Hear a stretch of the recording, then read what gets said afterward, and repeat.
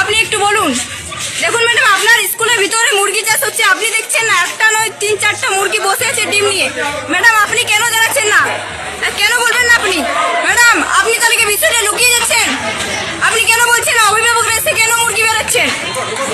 নমস্কার, এনটিভি বাংলার পক্ষ থেকে প্রত্যেকদের দর্শকদের জানাই স্বাগত। আমি এই মুহূর্তে রয়েছি নয়নপুরি পুরুলিয়া, যেখানে আরশা ব্লকের অন্তর্গত, যেখানে ঝুঁঝকা উচ্চ মাধ্যমিক বিদ্যালয়ে অবস্থা দেখবেন। পড়াশোনা এখানে একেবারে পাটে উঠেছে। স্কুলের ভিতরে হচ্ছে মুরগি চাষ।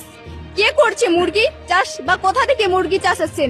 এখানে যেখানে রাজ্যের মুখ্যমন্ত্রী মমতা বন্দ্যোপাধ্যায় যখন স্কুল কর্তৃপক্ষকে বা স্কুল কমিটিকে এবং স্কুলের টিচার শিক্ষক ম্যাডামকে যেখানে অ্যাকাউন্টে টাকা দিচ্ছেন পড়াশোনা করার জন্য, শিক্ষক নিয়োগ করছেন, এমনকি ছাত্রছাত্রীদের শিক্ষা দেওয়ার জন্য, যেখানে এত উন্নয়নের জন্য, এত শিক্ষা থেকে এত উন্নয়ন রেখেছেন মুখ্যমন্ত্রী, সেখানে মুখ্যমন্ত্রীর নির্দেশকে অমান্য করে স্কুলে চলছে